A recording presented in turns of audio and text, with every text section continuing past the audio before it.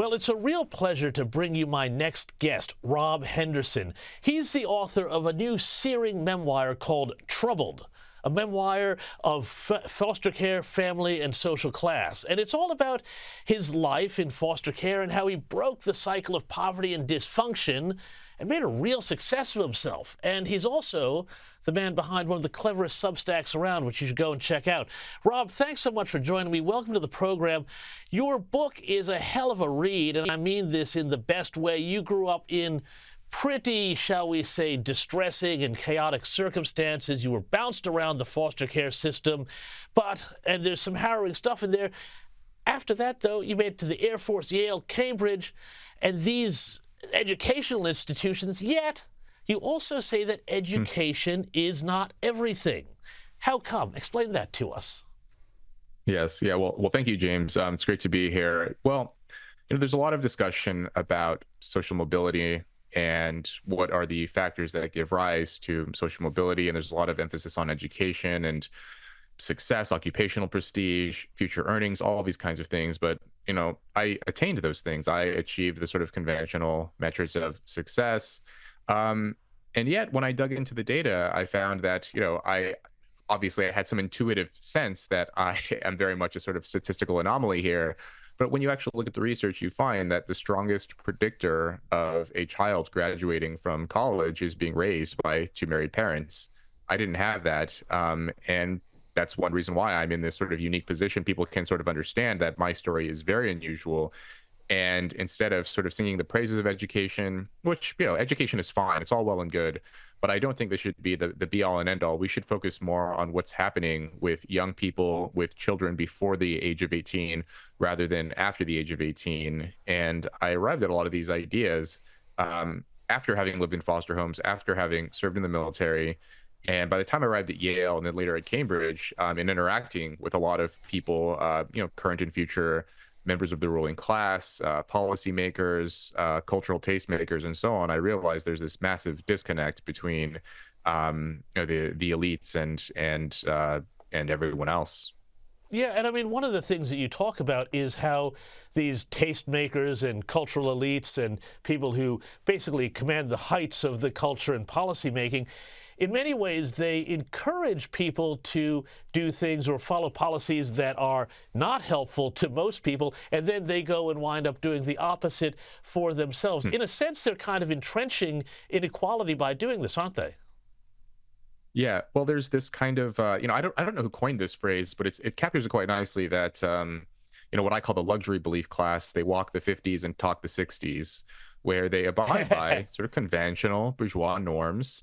If you look at who's the most likely to get married, the least likely to get divorced, the most likely to work hard in their personal lives and prioritize education and child rearing and marriage and those kinds of things, these are people with college degrees who are upper and upper middle class. But then if you ask people about their opinions about the importance of marriage, 75% of people with college degrees say it's not important. If you have a child, that the child should be raised by two married parents. They're the most likely to say that drugs should be decriminalized, that we should defund the police.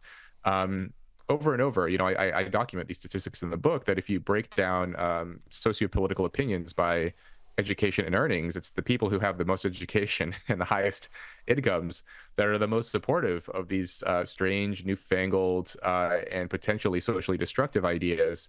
And many of these people are sheltered. This idea of luxury beliefs, ideas and opinions that confer status on the upper class while inflicting costs on the lower classes. The core feature of a luxury belief is that the believer is sheltered from the consequences of his or her belief. And you see this over and over with, perhaps most recently, the defund the police movement and the movement to decriminalize drugs. And you saw that in Oregon, where they decriminalized drugs in 2020, and now they're trying to reintroduce legislation to recriminalize them because they've realized what a catastrophic mistake that was. And I mean, Rob, is it sort of ironic then that broadly speaking, the left side of politics, the progressive class, they've wound up embracing the sort of beliefs of the elite, which have at the same time then landed very heavily, the consequences of them, on the people that progressives and the left used to say that they cared about. People, in the working class, in the precarious middle, people at the bottom of the socioeconomic ladder who have to live with the consequences of family dysfunction, of drug deals happening on their street, of everything else that goes on in the schools. Yeah, there's a mismatch between what they say they care about and what the effects of their policies and their preferences, what they have on society overall. And I just think this speaks to a widening divide between the elites and the masses, where they spend a lot of time talking to one another. Many people with college degrees have never spent 20 minutes having a conversation with someone without a college degree who works a more blue collar job, who doesn't spend their days reading the right op-eds and fashionable periodicals and sort of listening to the right opinions. What is their goal? Is it to help the downtrodden and the dispossessed? Oftentimes they spend a lot of their their educational experience and their time interacting with other fellow elites who claim to speak on behalf of the dispossessed and the poor and the marginalized, even though they themselves, these supposed representatives, even though they themselves are also very well off and affluent and so on and so forth. And so I think there's sort of space here for educated and affluent people to be more thorough in their analysis of the ideas that they promote, these luxury beliefs, I call them. And Rob, how has this message been received? We talk about elite taste-making institutions like, for example, the New York Times bestseller list, which I understand that the book has been basically sort of kept off it when it was on a lot of the other lists. And you've also noted that some bookstores have refused to have or turned down the possibility of having you come and do events or feature the book at their shops. Is this message that threatening to the people who are these elite tastemakers and cultural drivers and everybody else? Yeah, that came as a real shock to me. I wanted to do a book tour. I ended up doing it anyway, but we took a different avenue. But originally to speak at bookstores, bookshops, and they turned down my requests. My publishers, we attempted to arrange it, and I was shocked by this. I didn't think the message of my book was particularly contentious. It's a very straightforward argument that I think people across the political spectrum could agree upon, that we should be focusing on what's happening with kids, with families in the country. People who are poor and unstable and chaotic circumstances. And yet there's something about this. I think the luxury beliefs idea did get under people's skin. I think people can recognize themselves in that idea and they don't like it. And it's just easier to not confront it and to pretend it doesn't exist.